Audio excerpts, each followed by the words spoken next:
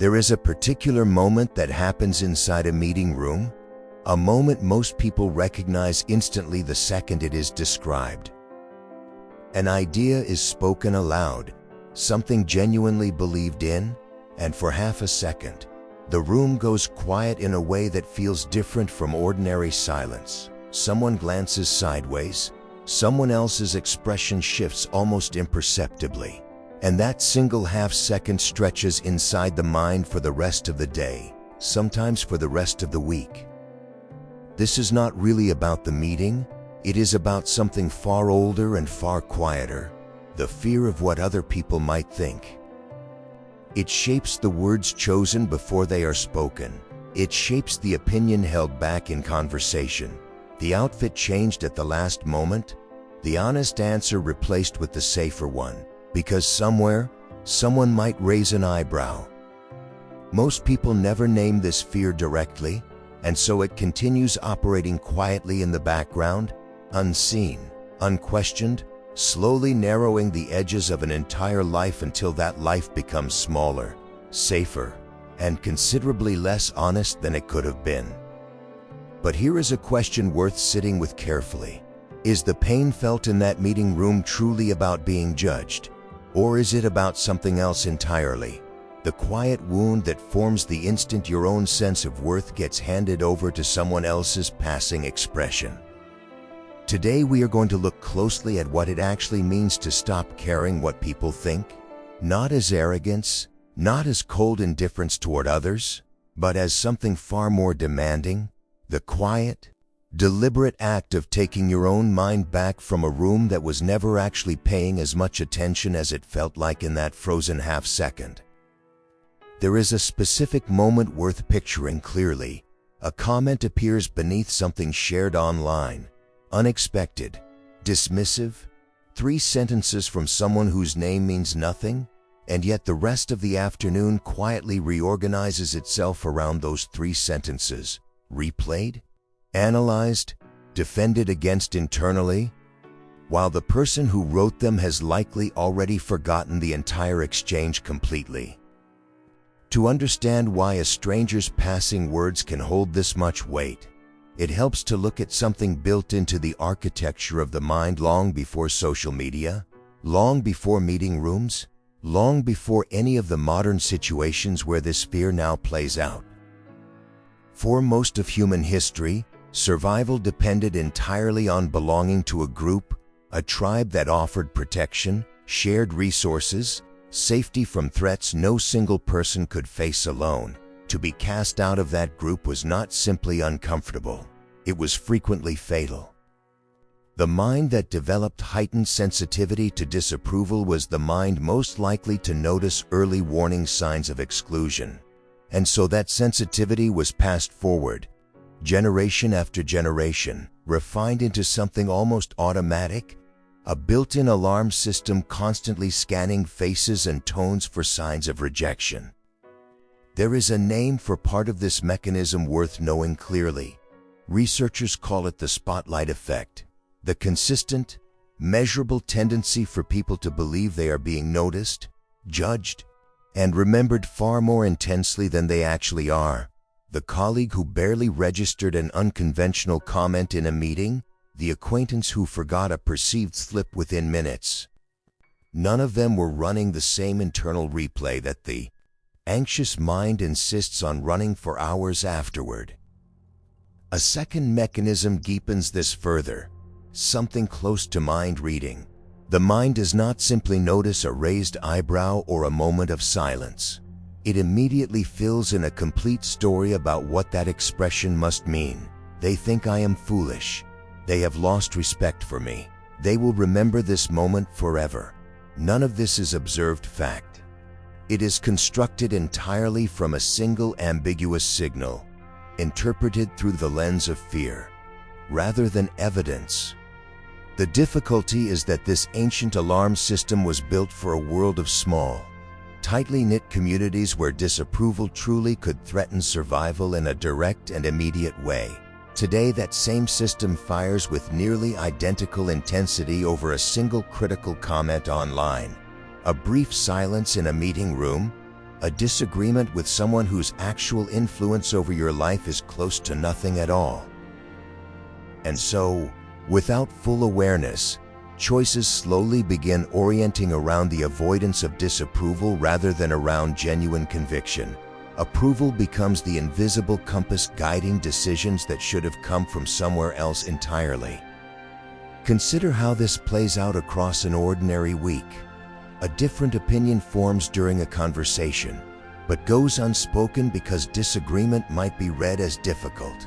A single dismissive comment appears online, and the rest of the day quietly reorganizes itself around defending against it internally. A different path is chosen within a family not from genuine desire, but to avoid the discomfort of disappointing people whose approval has slowly become load-bearing. These moments may seem small in isolation, but together they reveal something larger. A life gradually shaped less by internal conviction and more by a story the mind constructs about what other people are thinking. A story that, more often than not, was never actually true to begin with. There is a specific kind of confusion worth examining honestly. The assumption that the pain felt after being judged comes directly from the judgment itself. Picture that meeting room again. The half-second of silence after an idea is spoken, the sideways glance, the slight shift in someone's expression. By the time the meeting ends, an entire internal narrative has already been constructed from that single half-second. They think I am unprepared. They have lost confidence in me. Everyone in that room is now quietly reconsidering my abilities. None of this was confirmed by anyone. It was built entirely inside one mind, from one ambiguous expression, interpreted through fear rather than fact. This is the mechanism worth understanding clearly.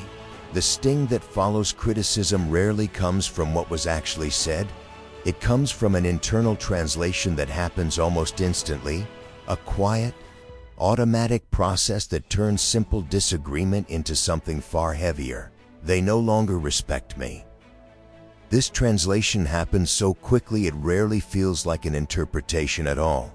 It feels like fact, immediate and undeniable. But it is not fact. It is a story constructed in a fraction of a second, and there is a specific psychological pattern worth naming directly. Projection, the tendency to assume other people are thinking about you with the same intensity you are thinking about yourself in that exact moment.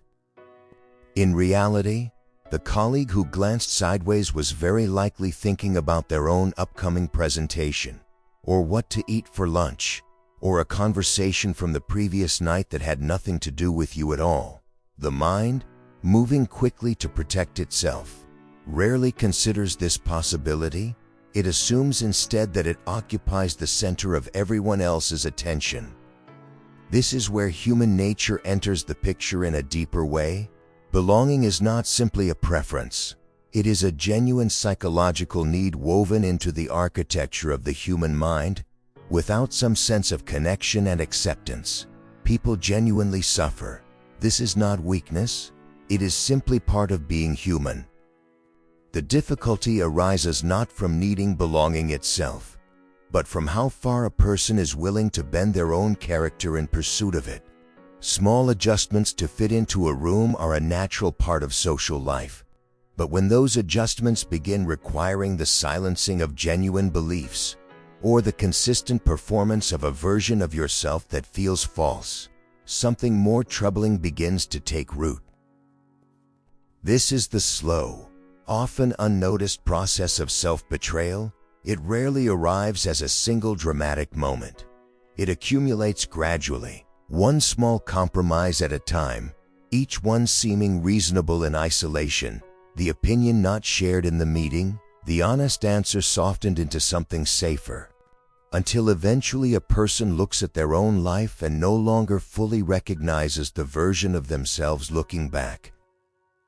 There is also a physical dimension to this experience worth understanding clearly. When criticism arrives, the body often responds as though facing genuine danger. The heart rate increases, muscles tighten, attention narrows sharply onto the perceived threat. This is simply the nervous system doing precisely what it evolved to do, treating social threat with the same urgency once reserved for physical danger. In that activated state, the ego often rushes forward to defend itself, sometimes through immediate argument, sometimes through withdrawal, sometimes through a flood of internal self-justification that continues playing out long after the actual moment has passed. Back in that meeting room, long after everyone else has moved on to the next item on the agenda, one mind is often still there, replaying the half-second of silence, building an entire case for why it meant something it likely never meant at all. This reaction can feel protective in the moment, even necessary, but notice what it actually costs over time. The temporary relief of defending the ego rarely resolves anything meaningful. Instead, it reinforces the underlying belief that a stranger's expression or a colleague's silence holds the power to determine genuine worth. There is a fundamentally different way to understand judgment, one that Stoic philosophy returns to repeatedly, but arrived at through a route most people never consider. Marcus Aurelius governed an empire while surrounded constantly by people whose opinions could have shaped his every decision. Senators, generals, crowds gathered specifically to witness and evaluate him, and yet his private writings reveal something striking. He rarely mentions what any of them thought of him at all. What he returns to instead, page after page, is a single recurring question. What did I actually do today? Was it aligned with reason? Was it aligned with virtue? This is worth sitting with carefully. A man with more reason than almost anyone in history to obsess over public perception chose instead to measure himself by something entirely different: his own daily conduct. He understood something many people spend an entire lifetime never fully grasping: the opinions of others, however loudly expressed, do not actually shape who you are. Your character is formed by the choices made quietly, consistently, regardless of who happens to be watching or approving in that particular moment. Epictetus approached this same territory from an angle shaped by his own extraordinary circumstances. He spent years as a slave, a position where other people's judgments theoretically controlled nearly every aspect of his life, and from that exact position, he arrived at something radical. He taught that some things rest entirely within your power, your thoughts, your responses, the entirety of your actions, and other things rest entirely outside it, including what other people think, say, or believe about you.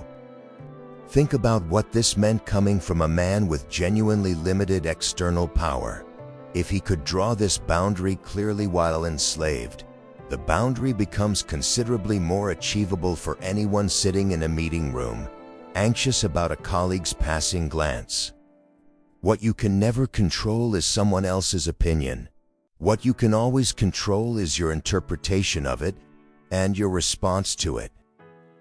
This distinction sounds simple stated plainly, but it carries enormous weight once genuinely understood, because so much unnecessary suffering comes specifically from attempting to control the uncontrollable, trying to manage how every single person perceives you, trying to prevent every possible criticism before it even has the chance to arrive. Seneca offers a closely related insight, centered specifically on the danger of becoming dependent on external praise. He observed that a person who requires constant approval from others has effectively placed their own peace of mind into hands that are not their own. Praise, however pleasant in the moment, is unreliable. It shifts constantly. Today's approval can easily become tomorrow's indifference, and a life built on chasing it will always remain fundamentally unstable. Virtue, however, does not fluctuate this way. A person who lives according to genuine character remains essentially the same, whether they are being applauded or quietly dismissed in any particular room. Taken together, These three perspectives reveal something larger than separate pieces of advice: an emperor surrounded by judgment, a slave with no external power at all, and a statesman who watched approval shift like weather, arrived at the identical conclusion from three completely different starting points. What others think belongs entirely to them. What you do with that thought belongs entirely to you. And the quiet, steady practice of remembering this distinction, particularly in moments that feel as small and as ordinary as a half-second of silence in a meeting room, is where genuine freedom slowly begins to take root. There is a particular skill worth developing carefully: the ability to notice the exact moment fear of judgment begins to rise, because that moment, however brief, is where everything that follows takes shape. Think back to that meeting room, the half-second of silence. By the time the meeting ends, the trigger itself has already passed completely unnoticed. What remains is only the aftermath, the racing thoughts, the quiet decision to stay silent next time rather than risk that feeling again. The first practice begins with learning to catch this moment while it is still happening, rather than only noticing its aftermath hours later. Certain situations tend to activate this fear with particular intensity. Speaking in front of others, sharing something publicly that feels personally meaningful, disagreeing openly with someone whose opinion carries perceived weight, presenting yourself in a way that differs from what feels familiar or expected to those around you. These moments are not random. They tend to repeat in recognizable patterns specific to each individual life. Simply observing them closely, without judgment, without immediately trying to suppress the discomfort, creates a small but meaningful shift. Instead of being completely absorbed by the fear, carried along without any awareness of what is actually happening internally, you begin standing slightly apart from it, watching it arrive the way you might watch a familiar weather pattern moving across a distant sky. The second practice builds directly upon this awareness, and it centers on a single honest question, asked the moment that familiar tension begins to surface. Am I afraid of what they actually think? Or am I afraid of what this moment reveals about my own sense of worth? This question matters because the two are rarely identical. Someone else's opinion is simply that, an opinion formed within their own mind, shaped by their own experiences, their own limitations, their own particular way of seeing the world in that specific moment. What often hurts far more deeply is not the opinion itself, but the ego scrambling beneath the surface, trying desperately to defend a fragile sense of self-worth that has somehow become dependent on external validation. Asking this question honestly, in the actual moment the fear arises, creates a meaningful pause, a space between the trigger and whatever reaction the mind wants to rush toward automatically. The third practice asks for something more demanding, a willingness to sit quietly with a specific reflection. Is what I am avoiding right now genuinely dangerous? Or am I simply avoiding the uncomfortable feeling of potentially being judged? Picture the idea left unspoken in that same meeting room. The honest disagreement quietly swallowed. Was there genuine risk in speaking it? Or was there simply the discomfort of a possible sideways glance? This distinction matters enormously because the two require entirely different responses. Genuine danger calls for caution, for careful, deliberate decision-making, but the discomfort of potential judgment, however unpleasant it feels in the moment, is not the same thing as actual danger. Most of what people avoid out of fear of judgment falls firmly into this second category, uncomfortable certainly, but not genuinely threatening in any lasting sense. Recognizing this distinction clearly, again and again, over time, begins to weaken the automatic link between discomfort and avoidance. It becomes possible to feel the fear honestly, without immediately obeying it, to notice the old, familiar urge to shrink back into silence, and choose, deliberately, to remain present and honest instead. There is a particular skill worth developing carefully, the ability to notice the exact moment fear of judgment begins to rise, because that moment, however brief, is where everything that follows takes shape. Think back to that meeting room, the half-second of silence. By the time the meeting ends, the trigger itself has already passed completely unnoticed. What remains is only the aftermath, the racing thoughts, the quiet decision to stay silent next time rather than risk that feeling again. The first practice begins with learning to catch this moment while it is still happening, rather than only noticing its aftermath hours later. Certain situations tend to activate this fear with particular intensity. Speaking in front of others, sharing something publicly that feels personally meaningful, disagreeing openly with someone whose opinion carries perceived weight, presenting yourself in a way that differs from what feels familiar or expected to those around you. These moments are not random. They tend to repeat in recognizable patterns specific to each individual life. Simply observing them closely, without judgment, without immediately trying to suppress the discomfort, creates a small but meaningful shift. Instead of being completely absorbed by the fear, carried along without any awareness of what is actually happening internally, you begin standing slightly apart from it, watching it arrive the way you might watch a familiar weather pattern moving across a distant sky. The second practice builds directly upon this awareness, and it centers on a single honest question, asked the moment that familiar tension begins to surface.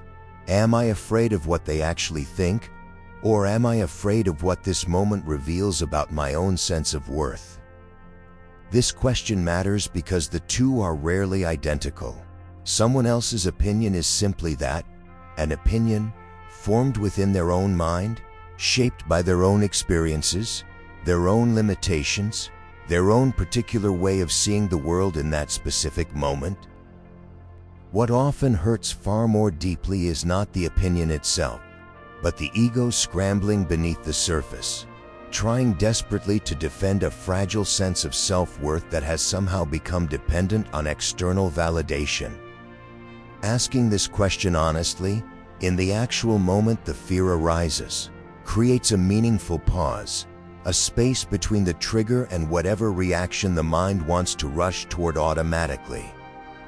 The third practice asks for something more demanding, a willingness to sit quietly with a specific reflection. Is what I am avoiding right now genuinely dangerous? Or am I simply avoiding the uncomfortable feeling of potentially being judged? Picture the idea left unspoken in that same meeting room. The honest disagreement quietly swallowed. Was there genuine risk in speaking it, or was there simply the discomfort of a possible sideways glance? This distinction matters enormously because the two require entirely different responses. Genuine danger calls for caution, for careful, deliberate decision-making, but the discomfort of potential judgment, however unpleasant it feels in the moment, is not the same thing as actual danger.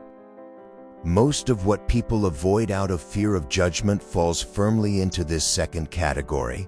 Uncomfortable certainly, but not genuinely threatening in any lasting sense.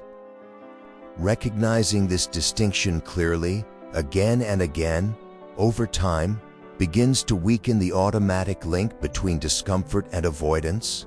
It becomes possible to feel the fear honestly, without immediately obeying it, to notice the old, familiar urge to shrink back into silence, and choose, deliberately, to remain present and honest instead. There is a particular kind of steadiness that comes not from eliminating doubt entirely, but from having something honest to return to when that doubt inevitably rises. A few simple sentences, practiced quietly, until they become as familiar and automatic as breath itself. The first practice involves a clear internal reminder, held close in the exact moment someone else's opinion begins to feel overwhelming. Their view exists entirely within their own mind, shaped by their own experiences, their own limitations, their own particular way of understanding the world. It does not have the power to determine your worth, unless that power is voluntarily given away. Say this slowly and let it settle fully, because it carries a truth that is simple to understand intellectually, but genuinely difficult to absorb in the heat of an actual difficult moment. Back in that meeting room, the colleague's expression was never a verdict on who you are. It was simply a passing reflection of how one person happened to see one moment, nothing more. The second practice is a quiet, private reminder of purpose, one worth returning to whenever the pressure to please everyone begins building. My purpose was never to satisfy every person I encounter. My purpose is to remain someone whose character does not quietly erode under pressure. This distinction changes everything about how a difficult moment feels. The goal was never universal approval. That goal was always unattainable from the very beginning. The genuine goal is consistency, remaining recognizably yourself, regardless of who happens to be watching or judging in any particular moment. The third practice requires consistent action rather than a single moment of realization. Once each day, deliberately choose something small that differs slightly from what feels safest or most expected. Voicing a genuine opinion that might not be popular. Wearing something that reflects your actual taste rather than what blends in seamlessly. Admitting honestly when you do not know something instead of pretending otherwise. The specific action matters far less than the underlying practice itself. Each time a small, honest choice is made despite the discomfort of potentially being judged for it, the old automatic link between visibility and danger weakens slightly. Picture returning to that same meeting room weeks later, the same kind of idea spoken aloud, the same brief silence following it, but this time, the silence does not trigger an entire afternoon of internal replay. It simply passes, because the link between a stranger's expression and your own sense of worth has been quietly, deliberately weakened through repeated practice. Over time, these three practices begin reinforcing one another in meaningful ways. The internal reminder protects against giving away too much power to opinions that were never qualified to hold it. The sense of purpose keeps attention focused on character rather than on universal approval. And the daily practice of small, deliberate visibility steadily builds genuine evidence that judgment, while uncomfortable, was never actually as dangerous as it once felt. None of this transforms instantly. The old patterns took considerable time to form, and they will not dissolve after a single day of practice. But each time the honest sentence is chosen over the anxious one, each time presence is chosen over retreat, something is being built that runs far deeper than simple confidence. A quiet, durable relationship with your own character, one that no longer requires constant external permission to remain fully intact. There was a version of you, sitting in that meeting room, not long ago, who felt a single half-second of silence and built an entire afternoon of suffering around it. A version who scanned every face for signs of approval before trusting a single one of their own thoughts, who measured their worth not by what they actually believed, but by what they imagined other people might be thinking in any given moment. That version was not foolish, nor weak. It was simply running on instincts far older than conscious thought, instincts that once served a real purpose, but had quietly outgrown their usefulness in a room where nobody was actually keeping score the way the anxious mind insisted they were. Something shifted between then and now, not suddenly, not in a single dramatic moment, but slowly, through the accumulated practice of noticing the trigger, asking the honest question, choosing presence over retreat, again and again, until the choosing itself became less effortful than it once was.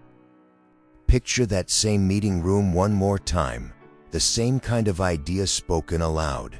Someone's expression shifts slightly, and this time, notice what does not happen.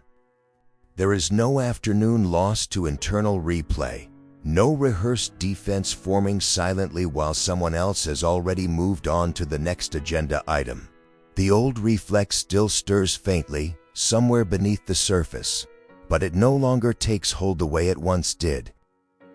You notice it arrive, you let it pass through without obeying it, and you remain grounded, exactly where you stood before that glance, undisturbed by an opinion that was never yours to carry as your own burden in the first place. This is not coldness toward the people in that room. It is something closer to genuine self-respect. When disagreement appears now, it no longer registers as evidence of your own inadequacy. It simply exists, someone else's perspective, separate entirely from your own sense of worth. Where anxiety once lived in that exact kind of moment, a quieter stability has slowly taken its place. Not because people suddenly stopped having opinions about you, but because the measurement itself has fundamentally changed. You are no longer asking whether they approve. You are asking simply, am I being honest with who I actually am? This shift carries something deeper than mere relief. It carries genuine self-possession, the kind that does not depend on universal agreement, the kind that remains intact regardless of how many people in that room choose to understand or misunderstand you. There is a particular freedom in no longer needing every face in every room to validate your worth before you can feel secure in it. The day that need quietly dissolves becomes one of the freest days you will ever experience. From this point forward, the opinions voiced or withheld around you, however loudly or confidently expressed, no longer hold the same power over your inner life. What remains instead is something steadier. An inner freedom that does not rise or fall based on who happens to approve of you in any particular room on any particular day.